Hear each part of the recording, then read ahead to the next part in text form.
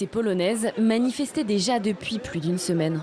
Désormais, la grève fait partie de leurs moyens de pression pour demander la démission du gouvernement. Dans les grandes villes, comme dans les petites traditionnellement conservatrices, la colère gronde. En Pologne, la loi sur l'avortement était déjà l'une des plus restrictives en Europe. En octobre, une nouvelle étape a été franchie.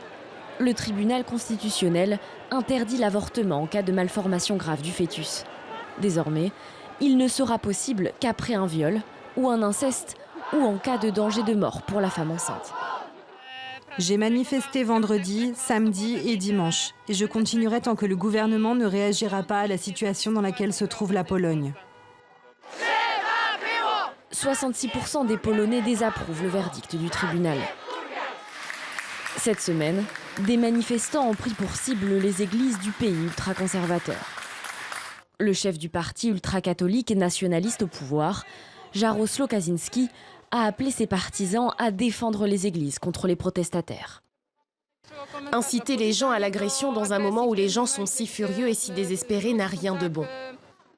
Dès que nous les chasserons du pouvoir, l'atmosphère va se calmer. Nous pourrons trouver un terrain d'entente tous ensemble, car nous avons énormément besoin de dialogue, voire même d'un référendum sur ce sujet.